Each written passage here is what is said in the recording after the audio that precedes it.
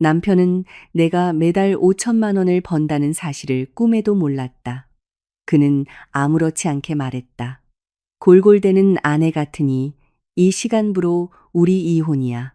집이랑 모든 재산은 내가 다 가져가서 내 새 아내 될 사람에게 줬어. 다음 날 그에게서 전화가 미친 듯이 걸려오기 시작했다. 이야기를 시작하기 전에 이 채널의 좋아요, 댓글, 구독을 눌러주시는 분들께는 재물 복이 넘치고 모든 일이 순조롭게 풀리기를 기원하며 저희가 더 재미있는 이야기를 만들 수 있도록 응원 부탁드립니다. 자, 이제 이야기를 시작하겠습니다. 해운대 해변에서 들려오는 파도 소리는 보통 마음을 차분하게 만들었다. 하지만 그날 오후 미니멀리즘 스타일로 꾸며진 호화로운 아파트 거실에서는 그 소리가 천둥 같은 고함에 묻혀버렸다. 박미나는 벨벳 소파에 힘없이 주저앉아 있었다. 그녀의 손은 아직 붉은 자국이 마르지 않은 휴지를 든 채 떨리고 있었다. 아침부터 시작된 기침은 멈추지 않았다. 가슴이 쇠사슬에 묶인 듯 답답했다. 하지만 몸의 고통은 지난 5년간 그녀의 곁을 지켰던 남자가 안겨준 마음에 비하면 아무것도 아니었다. 이진우는 거만하게 서서 넥타이를 풀었다. 마치 미나의 존재 자체가 이 집의 공기를 오염시키는 것 같다는 태도였다. 그의 옆에는 짙은 화장과 몸에 딱 붙는 화려한 옷차림의 젊은 여자가 의기양양하게 진우의 팔짱을 끼고 있었다. 그 여자는 김유라였다. 최근 들어 이웃들 사이에서 자주 오르내리던 그의 비서였다. 쓸모없는 아내 같으니 골골대기나 하고 내년 하는 짓이라곤 병원비로 돈이나 축내고 역겨운 기침 소리로 이 집을 더럽히는 것뿐이잖아. 진우가 소리쳤다. 그의 목소리는 넓은 거실 벽에 부딪혀 메아리 쳤다. 이 시간부로 우리 이혼이야. 퇴근하고 돌아올 때마다 내 창백한 얼굴을 보는 것도 이제 지긋지긋해. 난 날 큰 파티에 데려갈 수 있는 신선한 파트너가 필요하지. 너 같은 송장이 아니라고. 미나는 숨을 고르려 애썼다.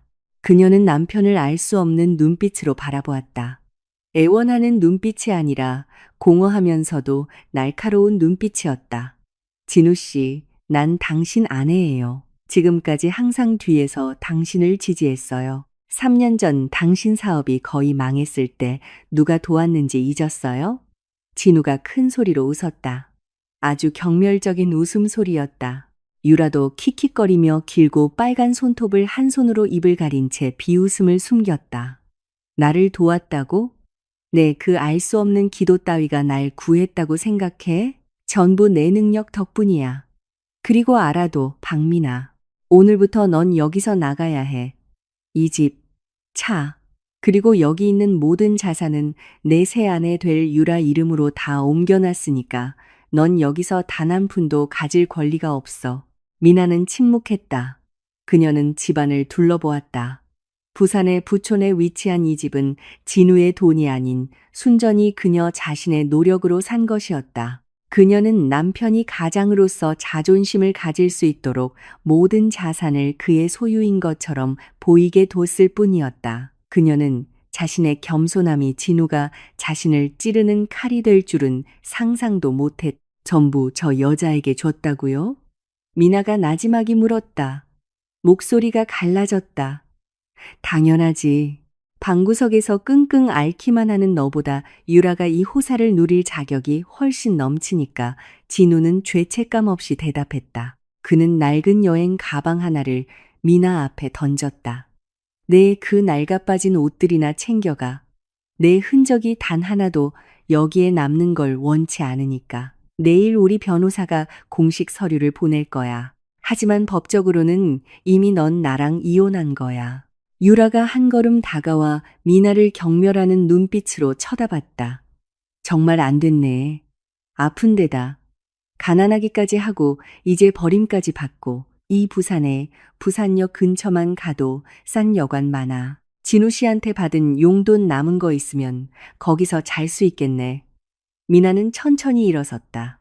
만성 피로와 아직 회복되지 않은 호흡기 질환으로 몸은 허약했지만 그녀의 정신은 강철처럼 단단했다. 그녀는 울지 않았다. 진우처럼 비열한 남자를 위해 흘릴 눈물은 없었다. 그녀는 낡은 가방을 들고 마지막으로 아주 예뻐서 거의 보이지 않는 미소를 지으며 진우를 바라보았다. 좋아요. 그게 당신 뜻이라면 당신은 당신 것이라고 생각하는 걸 가졌네요. 하지만 한 가지만 기억해요. 이 도시에서 인생의 수레바퀴는 당신이 상상하는 것보다 훨씬 빨리 돌아요. 오늘 당신이 버린 것을 다시는 찾으려 하지 마세요. 미나는 오히려 등골을 서늘하게 만드는 차분한 어조로 말했다. 진우는 그저 코웃음을 쳤다. 내가 널 찾는다고? 꿈깨. 경비원 불러서 끌어내기 전에 어서 꺼져. 미나는 그 집의 큰 문을 나섰다. 부산의 습한 공기가 그녀를 맞았다. 그녀는 한 번도 뒤돌아보지 않고 정문으로 걸어갔다. 마음속으로 그녀는 위선으로 가득 찬 인생의 한 장을 이미 닫아버렸다. 지금까지 진우는 미나의 수입이 인터넷으로 소소하게 수제 쿠키를 팔아버는 얼마 안 되는 돈이 전부라고 생각했다. 진우는 그녀가 스마트폰 화면 뒤에서 매달 5천만 원의 순이익을 내는 기술 스타트업의 핵심 브레인이라는 사실을 전혀 몰랐다. 큰 길가에 도착한 미나는 주머니에서 휴대폰 하나를 꺼냈다. 그동안 진우의 손이 닿지 않는 곳에 숨겨두었던 기기였다. 그녀는 번호 하나를 눌렀다. 주택단지 입구로 와서 저 좀 태워주세요. 평소 타던 차로요. 그리고 한 가지 더, 오늘 밤부터 이진우 계좌의 모든 자금 흐름을 차단하세요. 신용카드 한도도 남김없이 비워버리고요. 미나는 차갑고 위험 있는 목소리로 명령했다. 알겠습니다, 회장님. 저편에서 목소리가 답했다.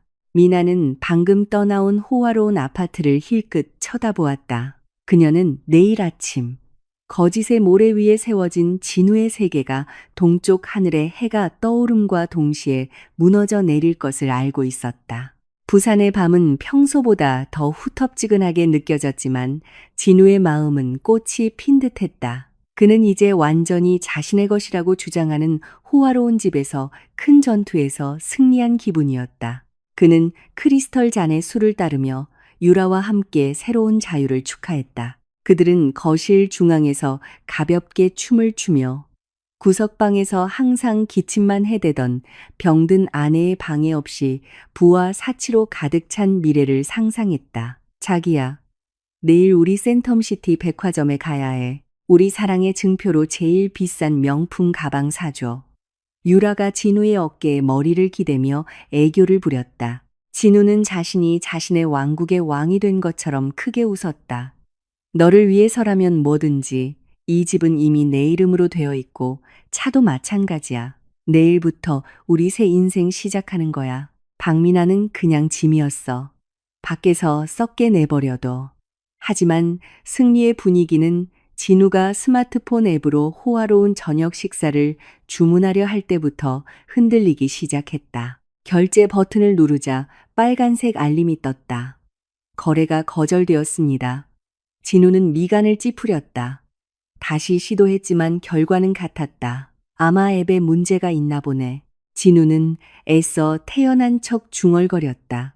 그는 지갑에서 금색 신용카드를 꺼냈다.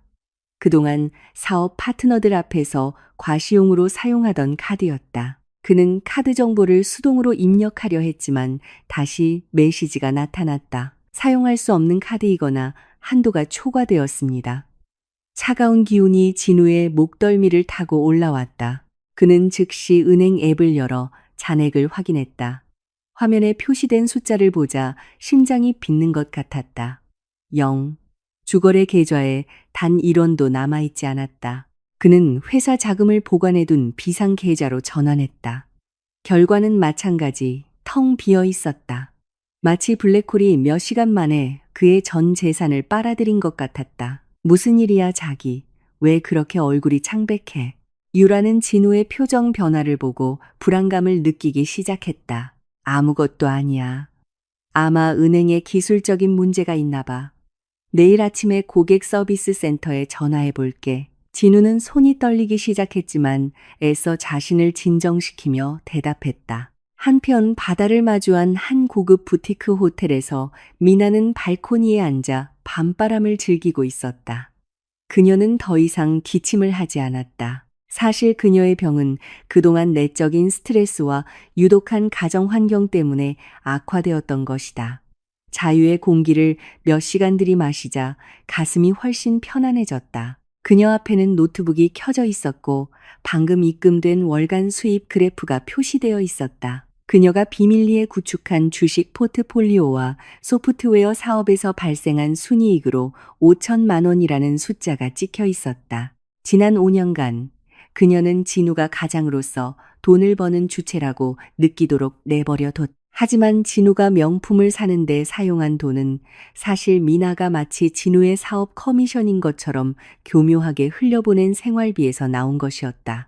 이진우 씨가 지난 1시간 동안 신용카드를 10번이나 사용하려고 시도했습니다. 회장님. 미나의 뒤에 서 있던 건장한 남자가 보고했다. 그는 그동안 택배기사로 위장해온 미나의 충직한 비서였다. 미나는 따뜻한 차를 천천히 마셨다. 내버려둬 내 자산을 쉽게 가질 수 있다고 생각했겠지.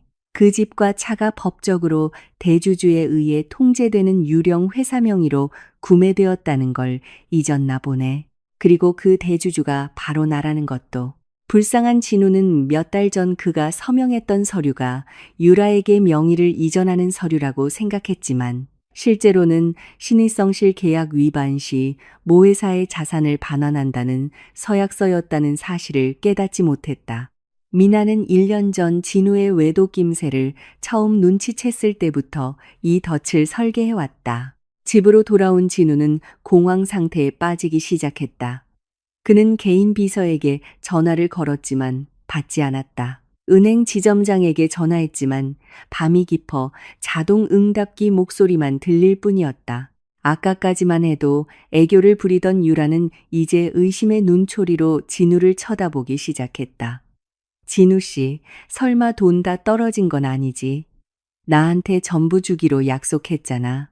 유라의 목소리가 높아지며 가짜 상냥함이 사라졌다. 조용히 해, 유라.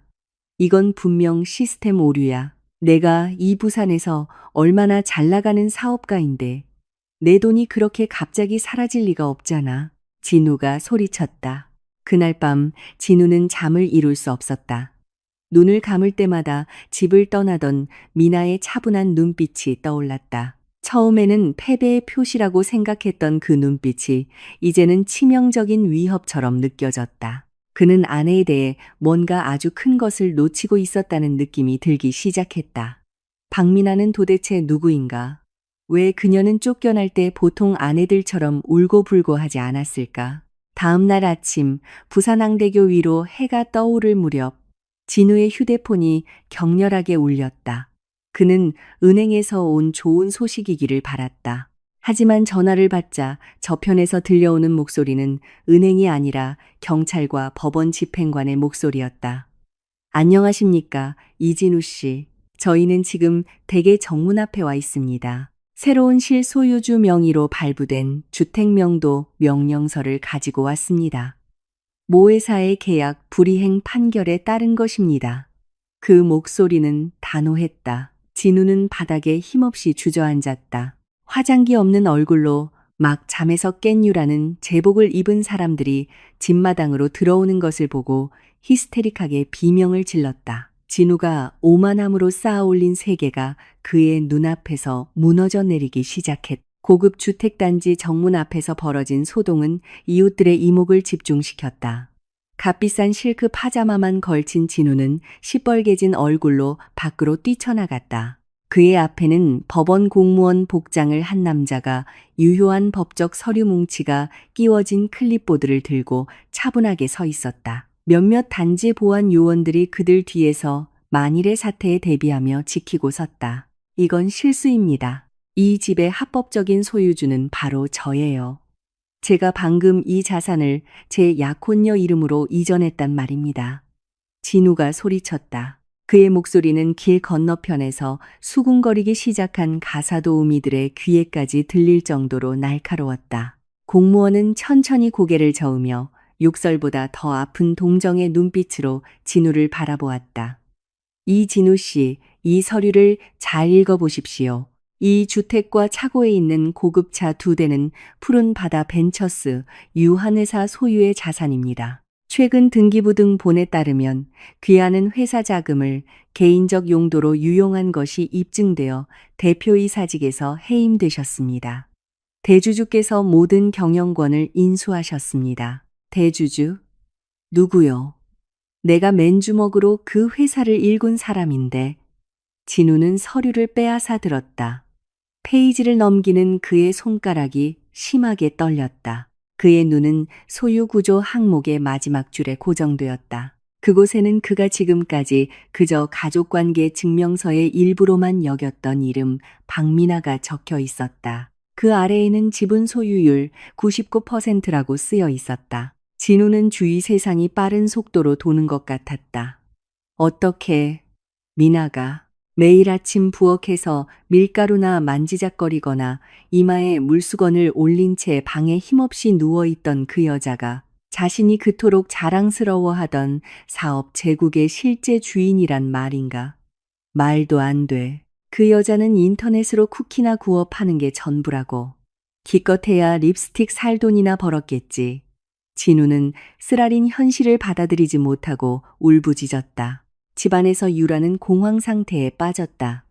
그녀는 직원들이 값비싼 가구 몇 개에 압류 스티커를 붙이는 것을 보았다. 그녀는 즉시 방으로 달려가 명품 가방들을 여행 가방에 쑤셔 넣으려 했다. 하지만 한 여성 직원이 그녀를 막아섰다.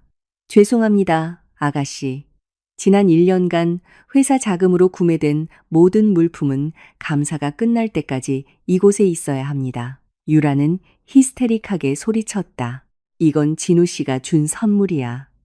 당신들한테는 권리가 없어. 한편 그 소란에서 멀리 떨어진 부산 시내의 한 프리미엄 건강 클리닉에서 미나는 폐를 위한 증기 치료 세션을 막 끝낸 참이었다. 어제까지만 해도 창백했던 그녀의 얼굴에 이제 생기가 돌았다. 그녀는 편안한 의자에 앉아 자신의 옛집에서 벌어지는 상황을 실시간으로 보여주는 CCTV 영상을 노트북 화면으로 보고 있었다. 미나는 길바닥에 주저앉은 진우를 보며 씁쓸한 미소를 지었다. 그녀는 5년 전 프리랜서 소프트웨어 개발자로 일하며 모은 전 재산을 진우의 사업 자금으로 썼던 것을 기억했다. 고집센 부산 사나이인 남편을 사랑했고 그의 위신을 지켜주고 싶었기 때문에 그녀는 자신의 이름을 표면에 드러내지 않았다. 그녀는 몸이 좋지 않을 때도 이불 속에서 정교한 디지털 마케팅 시스템을 구축했고 진우의 제품이 부산을 넘어 전국 해외까지 팔리도록 만들었다. 월 5천만 원의 수입은 하늘에서 떨어진 숫자가 아니었다.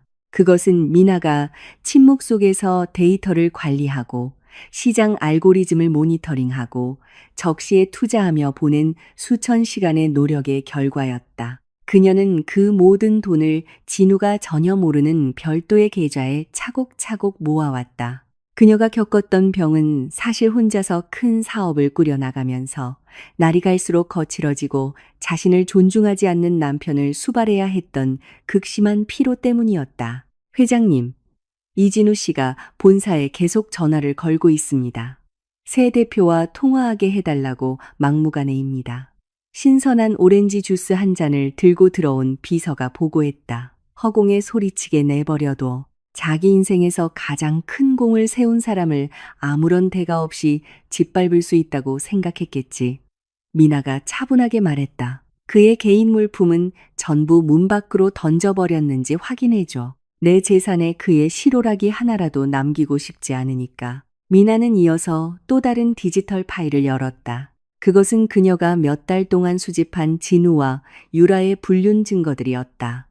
진우가 내연녀를 만족시키기 위해 사용한 회사 자금 내역까지 상세하게 기록되어 있었다. 그 액수는 2억 원에 달했다. 자금 횡령으로 형사고소 준비해요. 그가 오만하게 나를 부산역 근처 쪽방으로 쫓아낸 후에 교도소의 차가운 시멘트 바닥에서 자는 게 어떤 기분인지 느끼게 해주고 싶네요. 미나가 냉정한 어조로 덧붙였다. 이제는 굳게 잠긴 집 앞에서 진우는 절망적으로 자신의 휴대폰을 바라보았다. 그는 자신이 지배자가 아니라 아내가 깔아준 무대 위에 꼭두각시에 불과했다는 것을 깨달았다. 옆에 있던 유라는 진우가 가짜부로 자신을 속였다며 욕설을 퍼붓기 시작했다.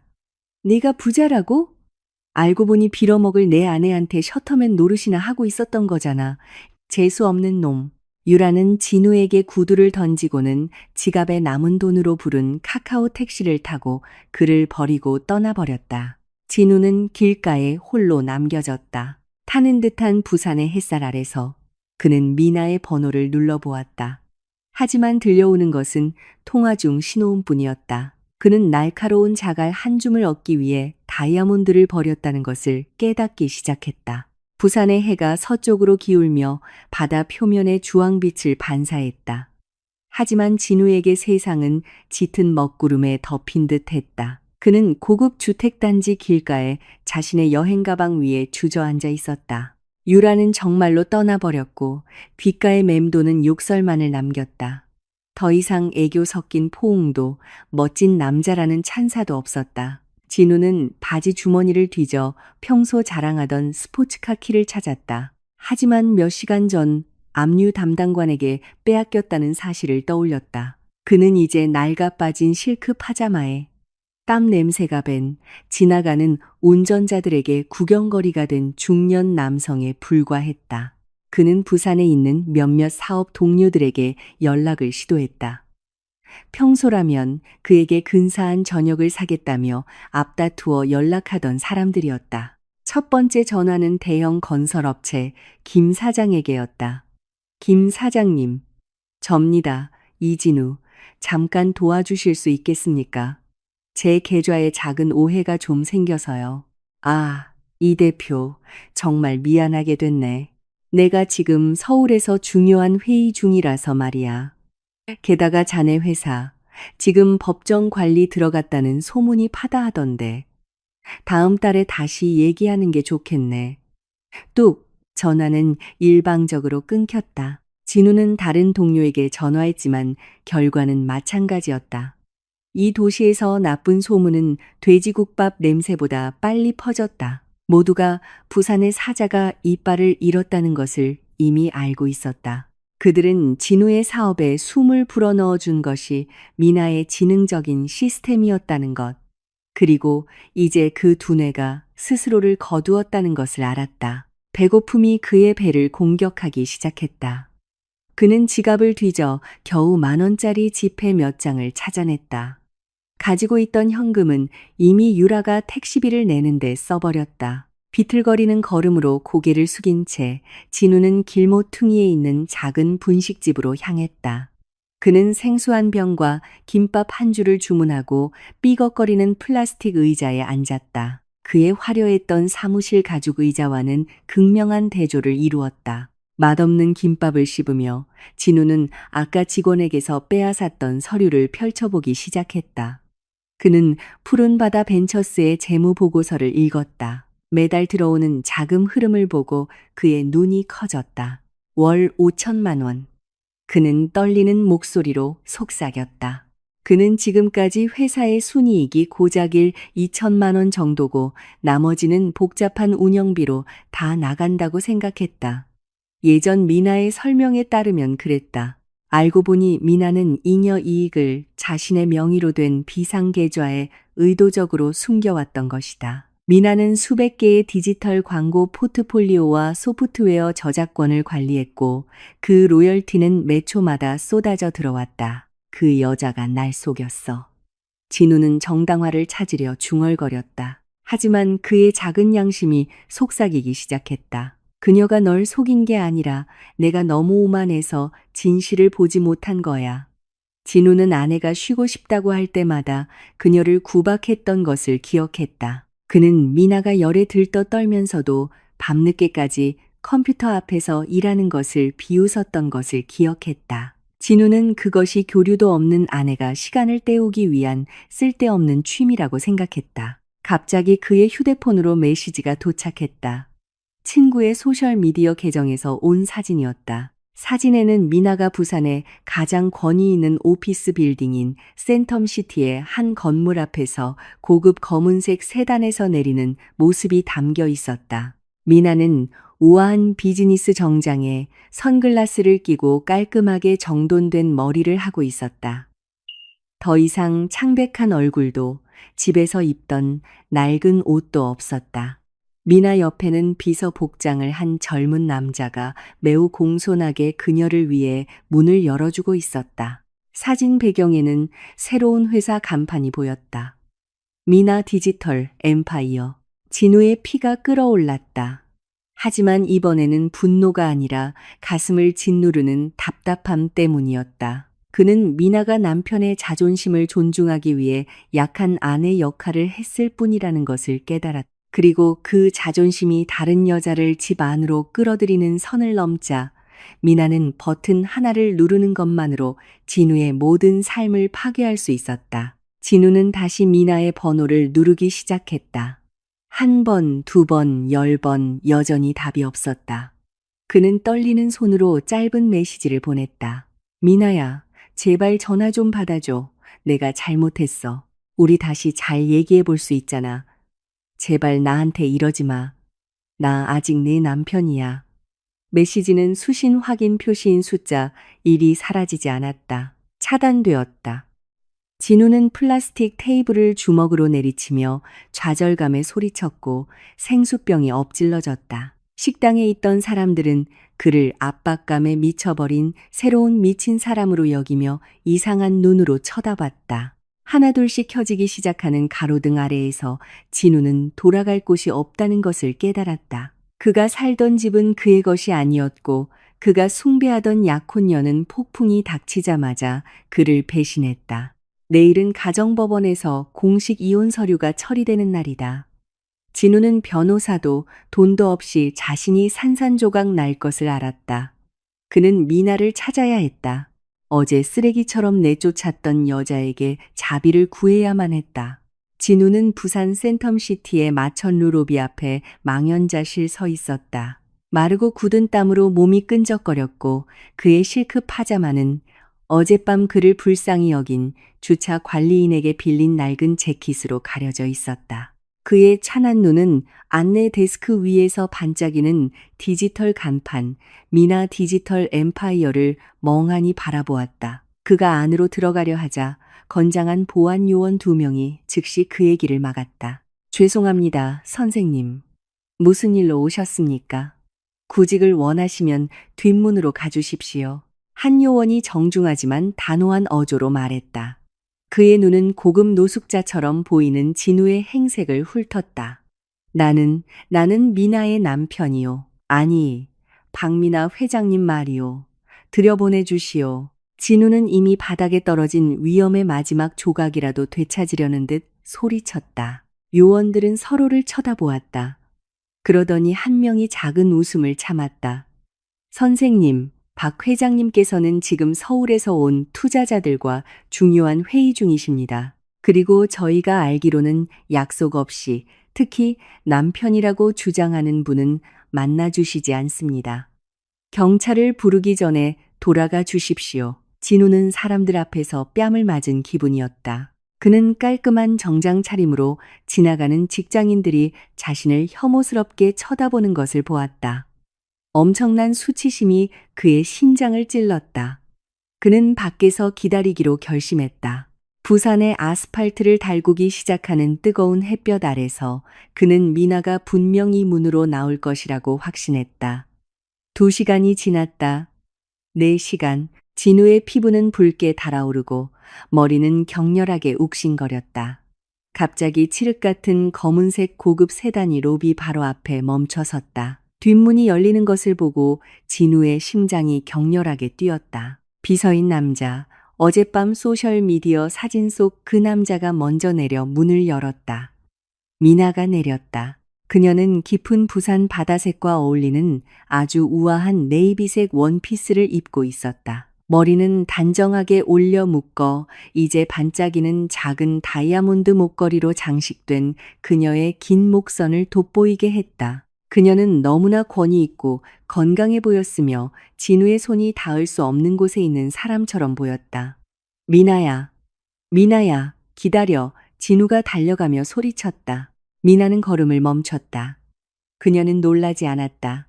그저 천천히 몸을 돌려 값비싼 선글라스 너머로 진우를 바라보았다. 그녀는 보안 요원들에게 그 남자가 다가오게 하되 안전거리는 유지하라는 신호를 보냈다. 또 무슨 일이죠, 이진우 씨? 미나의 목소리는 너무나 차가웠다. 마치 냉동실에서 막 꺼낸 얼음처럼 예전에 집에서 항상 진우를 맞이하던 부드럽고 헌신적인 음색은 더 이상 없었다. 미나야, 제발. 이건 다 오해야. 유라가 날 부추겼어.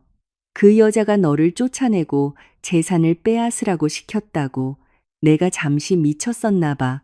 미나야, 사랑해. 제발 집에 돌아가게 해줘.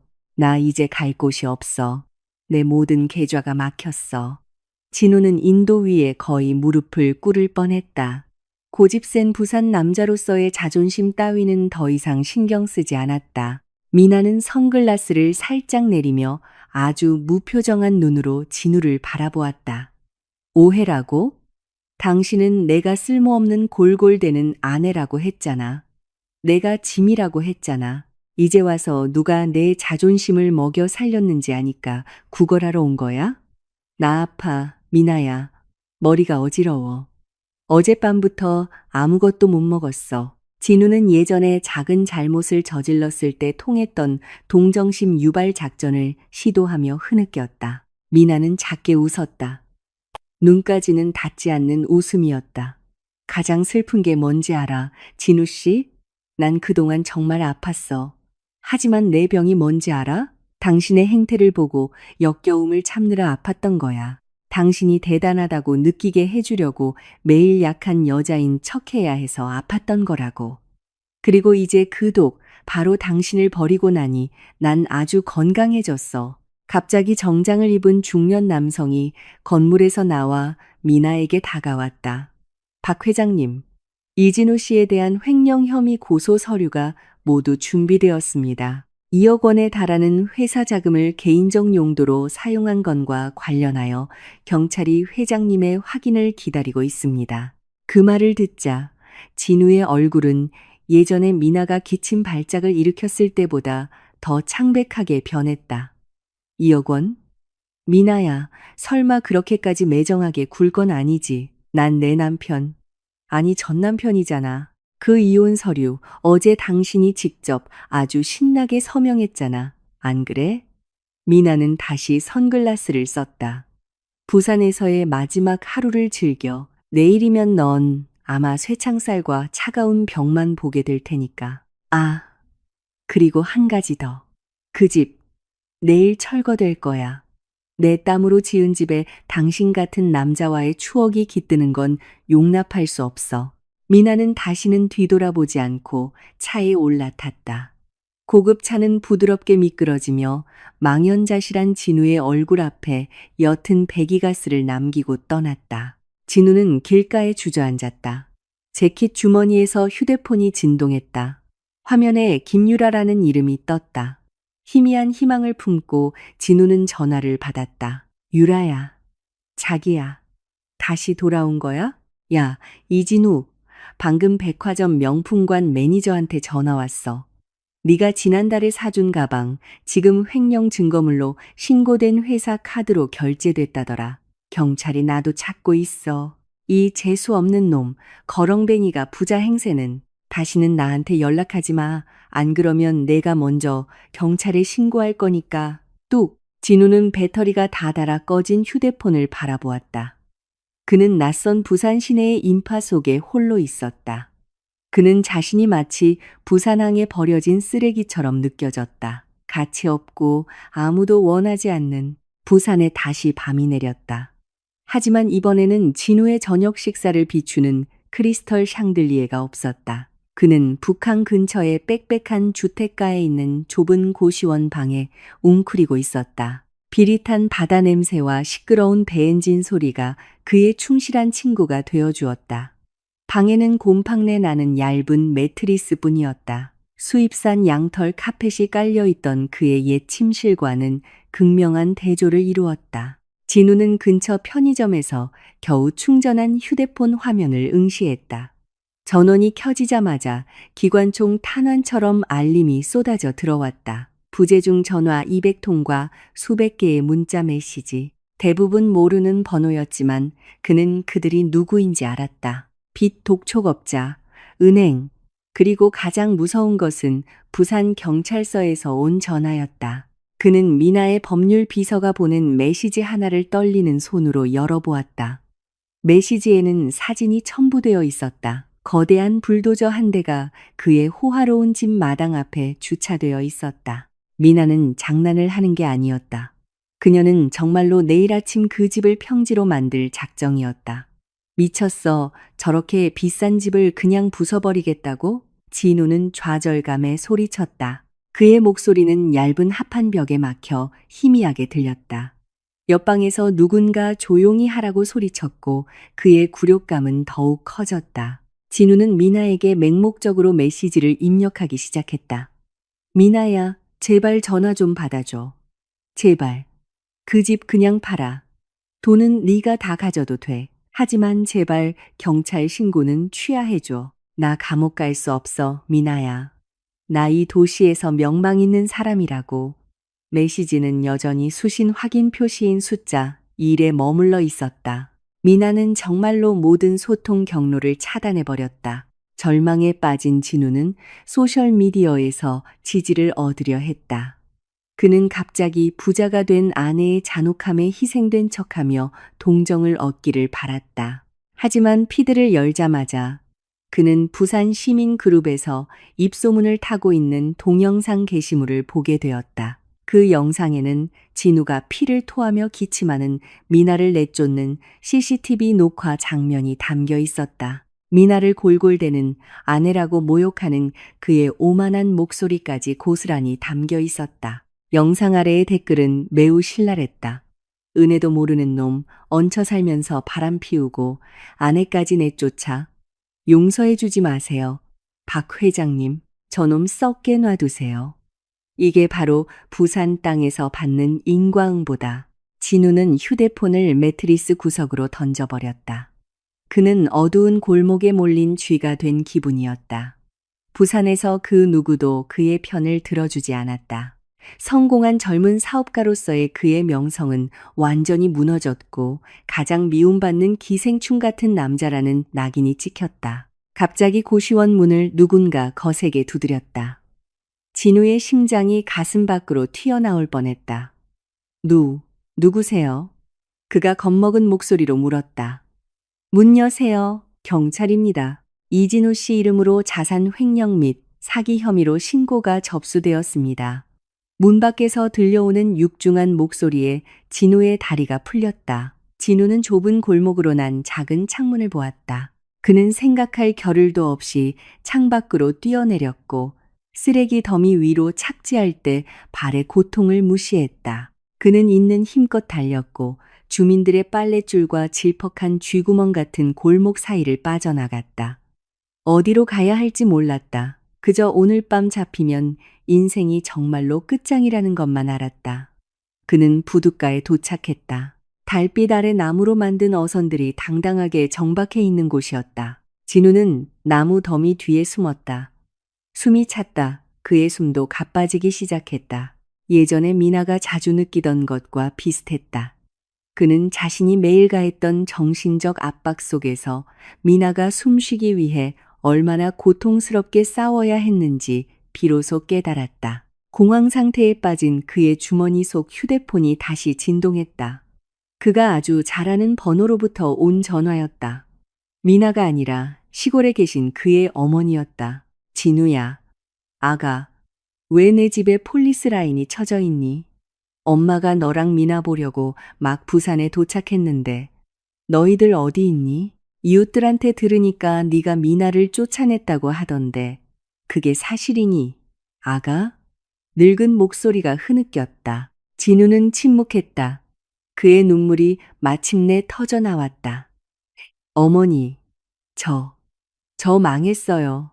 어머니, 미나는 보통 사람이 아니었어요. 그 여자가 절 파멸시켰어요. 미나가 널 파멸시킨 게 아니야, 진우야. 내 자신의 오만함이 널 그렇게 만든 거지. 네가 모든 걸 가졌다고 생각했을 때 분수를 잊어버린 거야. 사실 그 모든 건 내 착한 아내를 통해 잠시 맡겨진 것뿐이었는데 어머니의 목소리는 힘없었지만 날카롭게 찔러왔다. 진우의 휴대폰 배터리가 완전히 닳아라 통화가 끊겼다.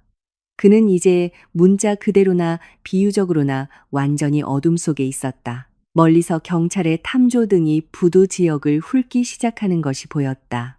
진우는 상품 더미 사이에 몸을 웅크렸다. 내일 아침 해운대에서 해가 뜰 때 그는 더 이상 자유인으로서 공기를 마시지 못할 수도 있다는 것을 깨달았다. 진우는 북항 부두구석 경유 냄새가 나는 비닐 덮개 더미 뒤에서 몸을 떨며 잠에서 깼다.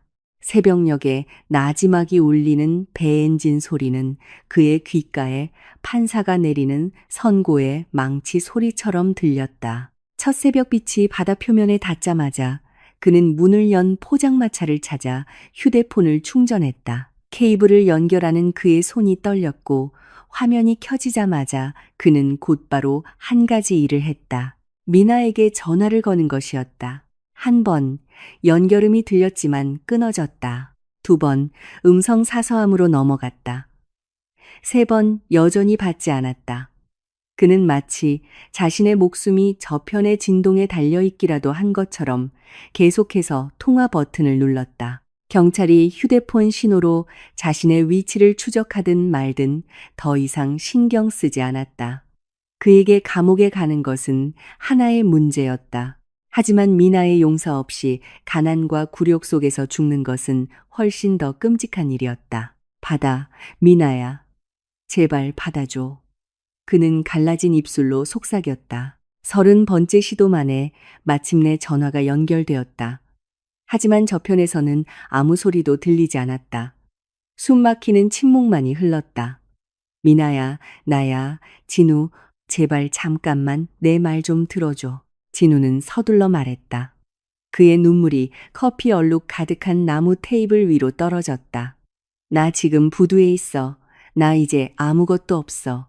어머니가 집에 찾아오셨는데 울고 계셔. 제발 그 집은 부수지 말아줘. 어머니가 거기서 살게 해줘. 날 감옥에 보내도 좋아. 내 돈 다 가져가도 좋아. 하지만 제발 어머니가 아들이 노숙자가 된 모습을 보게 하지는 말아줘. 전화기 저편에서 아주 차분한 한숨 소리가 들렸다. 미나의 목소리는 마치 생애 가장 깊은 잠에서 막 깨어난 것처럼 아주 맑게 들렸다. 어머님은 지금 저와 함께 계세요, 이진우 씨. 미나가 짧게 대답했다. 진우는 할 말을 잃었다. 뭐라고? 너랑 같이 있다고? 어젯밤 경찰이 지키고 있는 집 문 앞에서 어머님이 오도 가도 못하고 계신 걸 알고 제가 모셔왔어요. 지금은 제 새 집에 계세요. 식사도 잘하셨고 모든 걸 이미 알고 계세요. 당신이 저를 어떻게 대했는지 영상을 보셨죠? 그리고 어머님이 뭐라고 하셨는지 알아요? 미나는 말을 멈추고 고통이 진우의 가슴 속으로 스며들 시간을 주었다.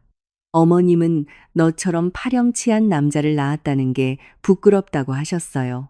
진우의 세상이 또 한 번 무너져 내렸다. 미나야, 제발 한 번만 더 기회를 줘. 널 위해서라면 무슨 일이든 할게. 내 하인이 될게. 매일 내 발을 씻겨줄게. 제발 그 고소만 취하해줘. 아직도 이해를 못하는군요. 당신이 그동안 누렸던 월 5천만 원의 수익은 단순히 내 노력의 결과만이 아니에요. 내 돈으로 다른 여자를 숭배하는 당신을 지켜본 내 인내의 결과이기도 하죠. 당신이 김유라에게 준 돈 한 푼 한 푼은 당신이 배신한 나의 땀방울이에요. 전화 한 통으로 사과하면 그 모든 게 지워질 거라고 생각해요? 내가 잠시 미쳤었어. 미나야. 잠깐 유혹에 넘어갔을 뿐이야.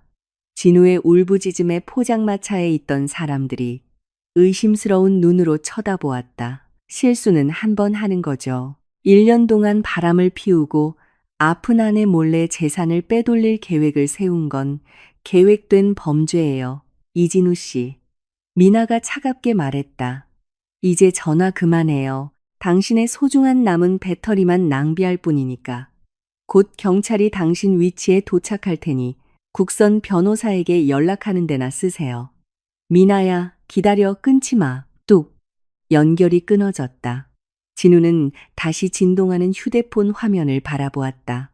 이번에는 전화가 아니라 부산 지역 뉴스 앱의 알림이었다. 메인 사진은 회사 자금 횡령 혐의 수배자 항만 지역에서 포착이라는 큰 글씨와 함께 진우의 얼굴이었다. 점점 뜨거워지는 햇볕 아래 진우는 경찰 순찰차 2대가 부두 지역으로 들어서는 것을 보았다. 그는 달리고 싶었지만 다리가 납처럼 무거웠다. 그는 바다를 바라보았다. 예전에 동료들에게 과시하기 위해 미나를 호와 요트에 태우고 다녔던 것을 기억했다. 그때 미나는 답답한 가슴을 부여잡고 창백하게 미소 짓고 있었을 뿐이었다. 그는 가장 쓰라린 진실 한 가지를 깨달았다. 미나는 몸이 약해서 아팠던 게 아니었다. 미나는 감사할 줄 모르는 한 남자의 삶을 지탱하는 비밀의 무게를 짊어지느라 아팠던 것이다. 그리고 이제 미나가 건강해지자 진짜 환자는 진우 자신이 되었다. 진우는 휴대폰을 부두 아래 더러운 바닷물 속으로 떨어뜨렸다. 그는 포기했다. 경찰들이 그를 포위하기 시작했을 때 그는 두 손을 들고 일어섰다. 그의 체포를 구경하는 군중 속에서 그는 멀리 서서 원망도 남은 사랑 한 조각도 없는 눈으로 자신을 바라보는 미나의 환영을 본 것 같았다. 북한 부두에서의 소동이 부산 전역을 떠들썩하게 한 지 3개월이 흘렀다. 차갑고 축축한 쇠창살 뒤에서 진우는 좁은 감방 구석에 웅크리고 앉아 있었다. 값비싼 헤어 제품으로 항상 단정했던 그의 머리는 이제 헝클어지고 짧게 깎여 있었다. 그의 옷은 거친 주황색 죄수복뿐이었다. 더 이상 고급 향수는 없었고 땀 냄새와 코를 찌르는 바닥 세정제 냄새뿐이었다. 감옥에서의 매일은 그의 자존심의 지옥과 같았다.